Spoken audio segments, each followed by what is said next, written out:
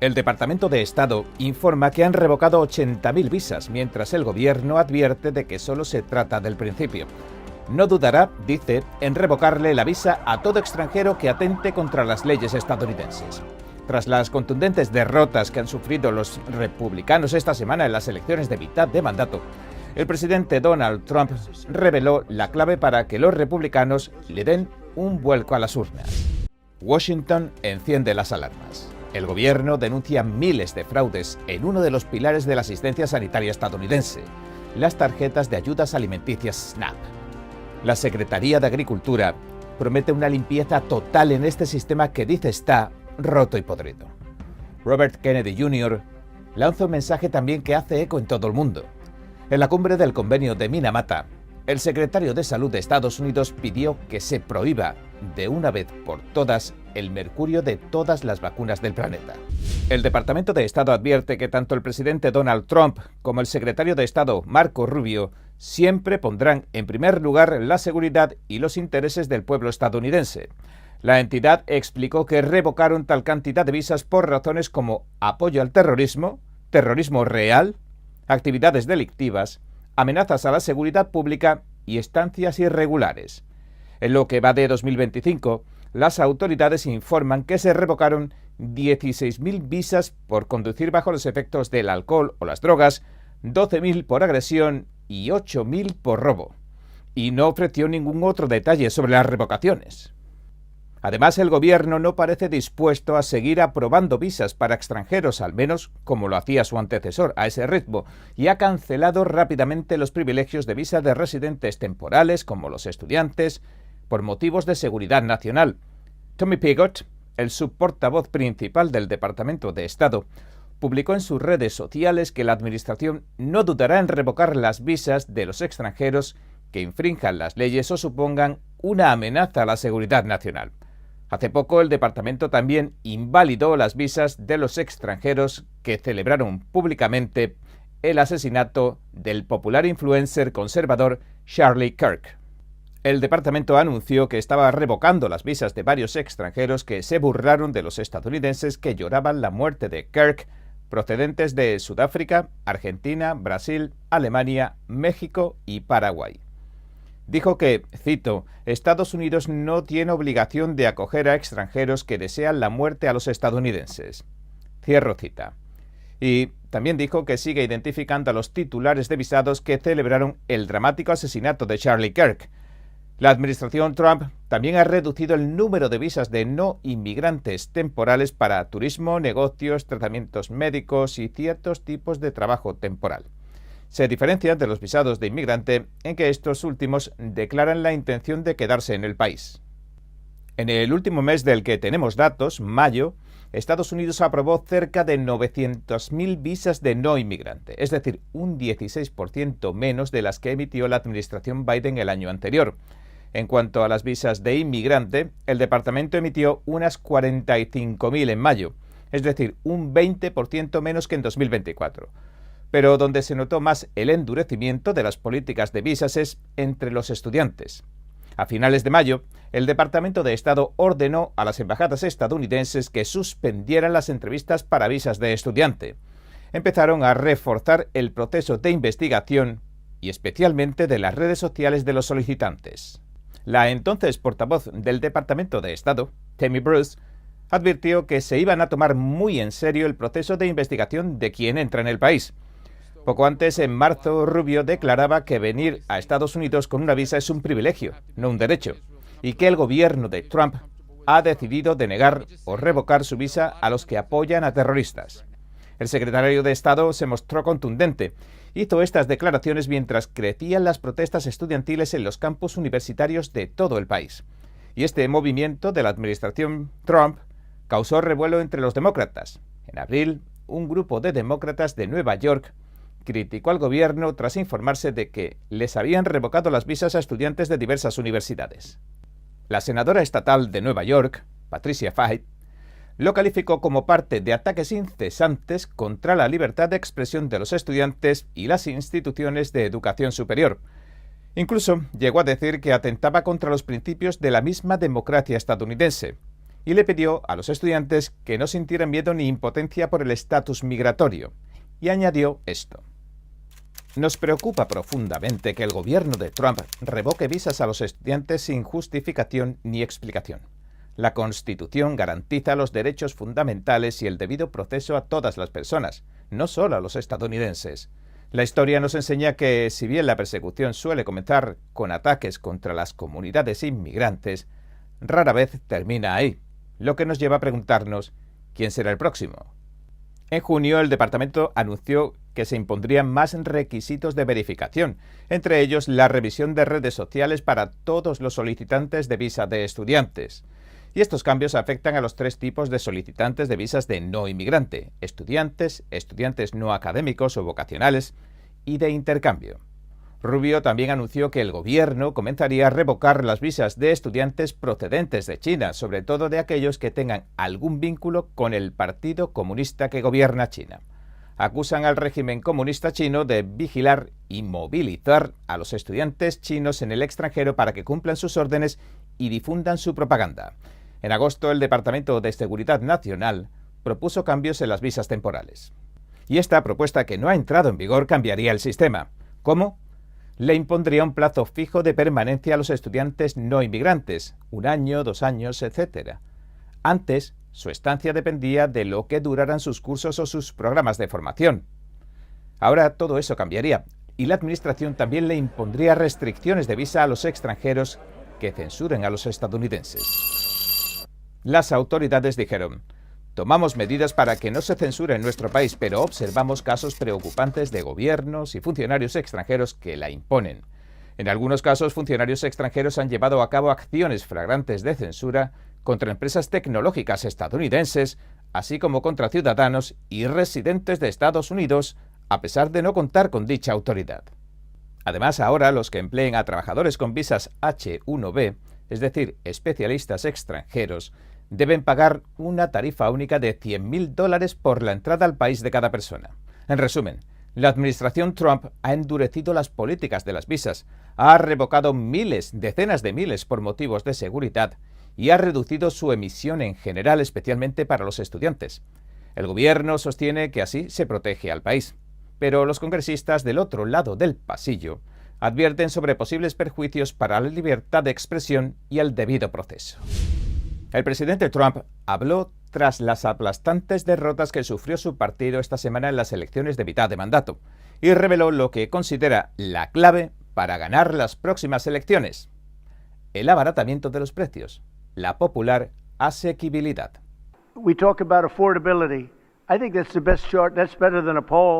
Hablemos de asequibilidad. Creo que este es el mejor indicador. Mejor que una encuesta, mejor que cualquier otra cosa que pueda pensar. Walmart, en el que todos confían, y yo confío, no busca otra cosa que dar números, y lo han hecho durante muchos años. Hablan sobre el costo de la cena de Acción de Gracias y del costo de la vida. Con Joe Biden era un 25% más caro que conmigo. Con nosotros, los precios de la energía han bajado mucho.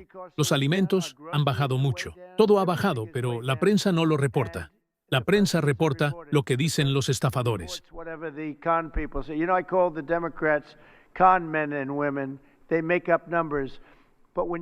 Y llamo a los demócratas estafadores porque se inventan las cifras.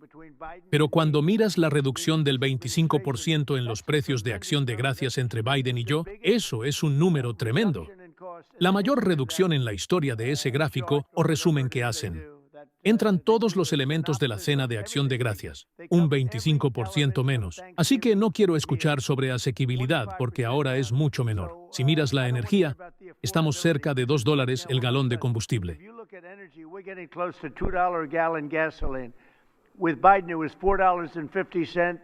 Con Biden era de 4,5 o 5. Nos llevó a la peor inflación en la historia de nuestro país. Ahora prácticamente no hay inflación. Un número muy bajo y muy normal.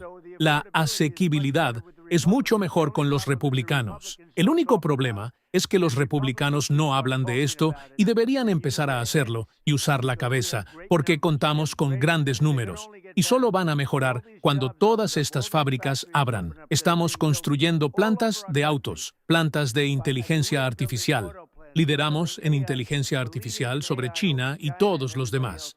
Cuando todas estas plantas empiecen a abrir, vamos a tener una revolución económica positiva como nunca antes. Muchas gracias a todos.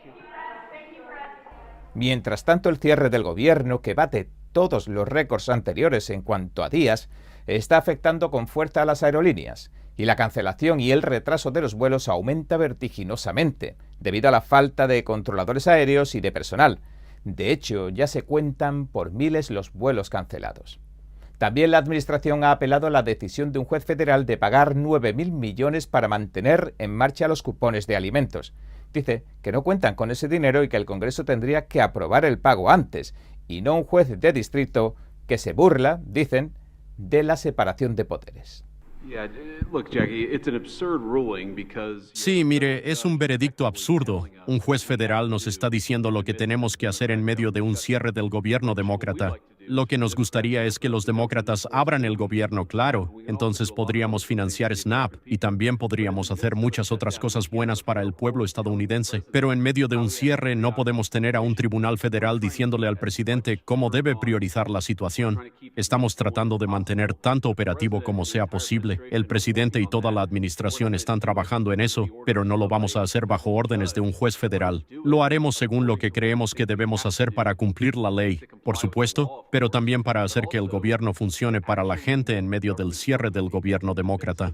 Si ellos quieren poner fin a esto, estaríamos abiertos a ello. Nos gustaría trabajar con ellos para terminar este cierre del gobierno, y entonces no tendríamos que priorizar qué vamos a financiar y qué no. Y lo último que diré es que, desafortunadamente, el pueblo estadounidense comenzará a sufrir consecuencias muy reales debido al cierre. En el pasado, cuando hubo un cierre del gobierno bajo la administración de Obama, ellos se enfocaban en todos los problemas que iba a causar para el pueblo al inicio del cierre. El presidente nos ha dicho que mantengamos tanto operativo como humanamente posible, pero después de 30 o 40 días de esto, comenzarán a verse retrasos reales en los viajes. Eso es porque el gobierno demócrata está cerrado. Comenzarán a agotarse los beneficios de SNAP. Eso es porque el gobierno demócrata está cerrado.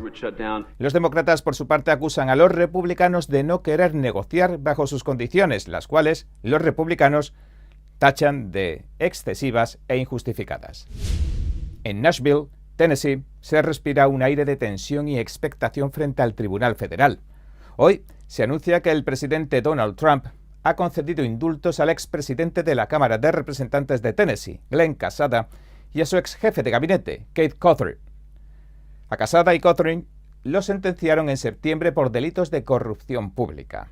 A Casada, quien renunció a su cargo en 2019 tras una moción de censura interna, lo condenaron a 3 años de prisión.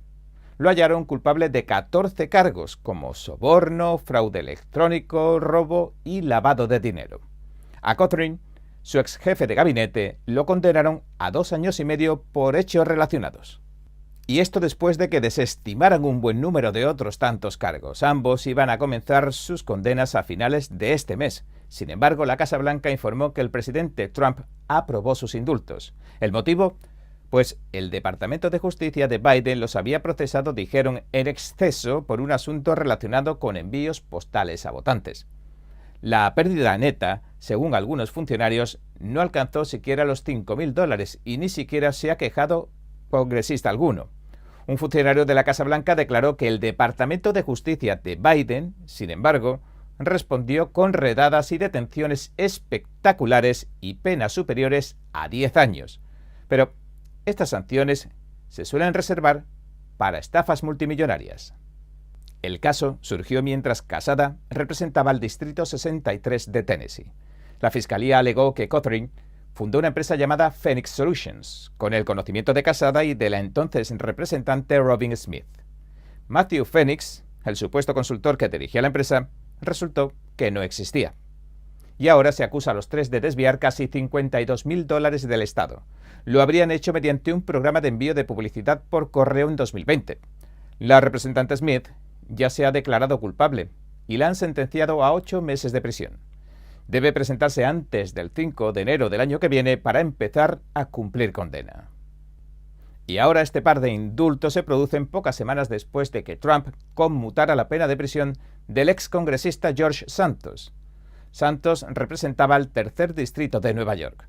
Lo liberaron tras cumplir menos de 3 meses de una sentencia de 7 años por fraude electrónico y robo de identidad. Mientras las calles de Nashville recuperan su calma, la historia deja un mensaje claro.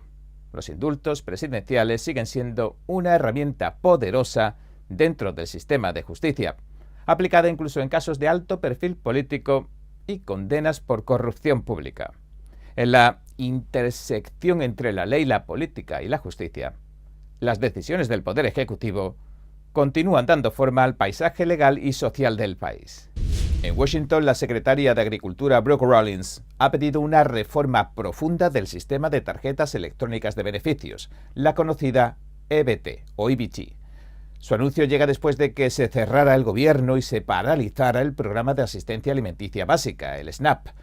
Para más de 40 millones de estadounidenses, una lluvia de críticas arreció entonces sobre el desacuerdo político que propició esta situación, el cierre del gobierno, lo que también provocó que se destapara que hay miles de casos irregulares en este programa federal temporal. Y desde la capital estadounidense, el país volvió la mirada hacia uno de los pilares de su seguridad social. Y se pregunta, ¿quién está fallando? ¿El sistema o las protecciones del sistema? El Departamento de Agricultura informó que miles de transacciones realizadas con tarjetas EBT mostraban irregularidades. Entre los hallazgos, un beneficiario se había registrado en 6 estados distintos y más de 5.000 fallecidos que, según los registros, seguían recibiendo las ayudas. La secretaria de Agricultura, Rollins, calificó el sistema de roto y podrido. En declaraciones a medios nacionales dijo que ya le han exigido a los estados que entreguen todos los datos correspondientes. Quieren revisar quiénes reciben las ayudas y si las necesitan de verdad. El problema es que tienes un programa sumamente podrido, pero gracias al enfoque directo que ha tomado el presidente Trump en esto y en asegurarse de que cada dólar de los contribuyentes se gaste de manera adecuada, realmente nunca habíamos tenido la oportunidad de profundizar. Así que vamos a hablar largo y tendido sobre la reforma del programa SNAP.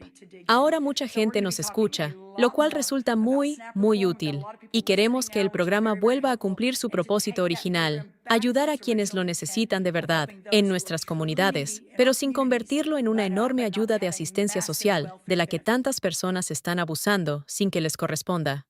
Rollins dice que ha llegado la hora de reformar este sistema y que hay miles de casos que muestran que la ayuda no les está llegando a quienes más la necesitan. El programa SNAP, conocido como cupones de alimentos, entrega ayuda todos los meses a más de 40 millones de personas en todo el país actualmente. Las ayudas se envían a través de las tarjetas EBT, que funcionan como una tarjeta de débito y que recarga el gobierno federal. Rollins aseguró que su objetivo no es reducir las ayudas, sino garantizar que cada dólar llegue a una mesa real, no a una cuenta duplicada o a un registro inactivo. Hasta el momento, no se ha revelado la magnitud económica de las irregularidades. El primer día en el USDA, el 13 de febrero, enviamos cartas a cada gobernador de Estados Unidos, dejando muy claro que ningún inmigrante ilegal puede usar SNAP. Le pedimos a cada estado, por primera vez en la historia, y esto fue en febrero, que nos enviaran sus datos y nos permitieran, junto con el Departamento de Justicia y un grupo de trabajo, comenzar a analizar esta información para entender mejor cómo ocurrió esta explosión de beneficios de SNAP bajo Joe Biden. Este programa aumentó casi un 40% en solo un par de años durante la administración Biden. Por supuesto, sabemos que intentaban comprar votos para las elecciones, pero esa conversación es aparte. Y desde que pedimos esos datos, 29 estados han cumplido, por supuesto, casi todos los estados republicanos, y un par de demócratas también. Pero en esos datos, y esto no lo había dicho públicamente aún, en esos datos hemos analizado unos $100,000 millones en gastos. Hemos encontrado miles y miles de usos ilegales de la tarjeta EBT. Hemos estado retirando personas del programa SNAP. Creo que hemos sacado a casi 700,000 personas desde que el presidente asumió el cargo. Hemos arrestado a unas 118 personas, así que esto ha sido un proceso continuo. Pero, como mencionas, esta conversación ha permitido poner el foco nacional internacional en un programa roto y podrido. Encontramos a un hombre recibiendo beneficios en 6 estados diferentes. Encontramos alrededor de 5,000 personas fallecidas que todavía estaban recibiendo beneficios. Es momento de reformar drásticamente este programa para asegurarnos de que aquellos que realmente lo necesitan, los verdaderamente vulnerables, reciban la ayuda que requieren y que el resto de la corrupción desaparezca para poder servir al contribuyente estadounidense. El Departamento de Agricultura no ha publicado cifras oficiales sobre las pérdidas. Tampoco se han presentado cargos criminales, aunque se confirmó que las investigaciones ya están en curso. Medios como Daily Caller News Foundation y Legal Insurrection dieron la voz de alarma, citando fuentes del propio departamento y declaraciones de Rawlings. El USDA, por su parte, ha confirmado que trabaja con los estados para depurar los registros y fortalecer los controles. Y es que el sistema EBT nació hace más de 3 décadas con una promesa, que ningún ciudadano de este país pasara hambre. Hoy, esa promesa se revisa no por falta de fe, sino por la urgencia de protegerla, para que ese pequeño plástico, para los que más lo necesitan, siga representando lo mismo que siempre, una mano tendida. Desde Ginebra, la voz del secretario de Salud de Estados Unidos, Robert Kennedy Jr., resonó en la reunión del convenio de Minamata sobre el mercurio. Hizo un llamado directo y sin rodeos a prohibir el mercurio en todas las vacunas del mundo. Según el jefe de la salud estadounidense, cito, el convenio de Minamata nació de una convicción moral, que ningún ser humano sufra por la exposición al mercurio. Cierro cita. El funcionario citó el artículo de esta reunión, el artículo 4 del tratado, que exige a los países firmantes que eliminen paulatinamente los productos que contengan mercurio. Sin embargo, como recordó, cuando el acuerdo se redactó en 2010, una excepción cambió la historia. Las vacunas con timerosal, el conservante a base de mercurio, quedaron fuera de la regulación. El tratado comenzó retirando el mercurio de cosméticos y lámparas, pero permitió que la sustancia siguiera presente en productos médicos que se inyectan en mujeres embarazadas, bebés y poblaciones vulnerables. Kennedy se preguntó por qué se considera peligroso en las baterías y en el maquillaje, pero bueno en las vacunas y en los empastes dentales. El secretario asegura que el timerosal nunca se ha sometido a pruebas de seguridad completas en humanos y que cientos de estudios revisados por pares lo identifican como una toxina que actúa sobre el sistema nervioso, carcinógeno, disruptor endocrino y que puede incluso provocar mutaciones en humanos. Recordó que la etiqueta del propio producto lo clasifica como material peligroso. Incluso advierte contra su ingestión o contacto con la piel. Según una ficha de seguridad de marzo de 2024, el compuesto puede causar daños en los órganos tras una exposición prolongada. Y en caso de contacto o de ingestión, se recomienda atención médica inmediata. El uso de este timerosal comenzó a disminuir en Estados Unidos en 1999, cuando algunos estudios alertaron sobre posibles efectos adversos del mercurio en el desarrollo infantil. Y en julio de este año, Kennedy firmó una recomendación del Comité Asesor sobre Prácticas de Inmunización. El objetivo era eliminarlo definitivamente y de una vez por todas de las vacunas contra la gripe. El funcionario subrayó que aproximadamente la mitad del peso del timerosal es mercurio. Y Kennedy les envió un claro mensaje a los delegados que se reunieron en Suiza. Dijo que ahora que Estados Unidos ya ha eliminado el mercurio de todas las vacunas, le pide a todas las autoridades sanitarias del mundo que hagan lo mismo. Y calificó de inexcusable que los gobiernos sigan permitiendo su uso cuando existen alternativas seguras. Según Kennedy, los fabricantes de vacunas ya han confirmado que pueden producir dosis únicas libres de mercurio sin afectar el suministro. En declaraciones que recibimos aquí en el Epoch Times, un portavoz de CSL Secures nos aseguró que ya está en marcha la distribución de vacunas antigripales sin timerosal y que no se prevén retrasos en los envíos. Por su parte, Sanofi declaró hace tiempo, en junio, antes del verano, que dispone de suficiente producción para atender la demanda de vacunas sin mercurio. 140 países firmaron el convenio de Minamata y, como dijimos, pretende erradicar poco a poco el uso del mercurio en la industria, los productos de consumo y la medicina. Pero las vacunas siguen siendo una excepción global. Y ahora Kennedy pide revisarla en nombre, dijo, de la coherencia moral y de la salud pública. En un mundo donde el mercurio ya no tiene cabida en los termómetros, los cosméticos ni las baterías, el debate se traslada ahora al último lugar donde aún se le permite existir, el cuerpo humano. Desde Washington y desde Ginebra, la discusión sigue abierta. Y como dijo el propio Kennedy, ningún ser humano debería sufrir a causa del mercurio. Bien, este ha sido nuestro informe de hoy. Si le gustó, por favor, no olvide darle a me gusta, suscribirse y compartirlo. Gracias por ver En Primera Plana. Nos vemos mañana.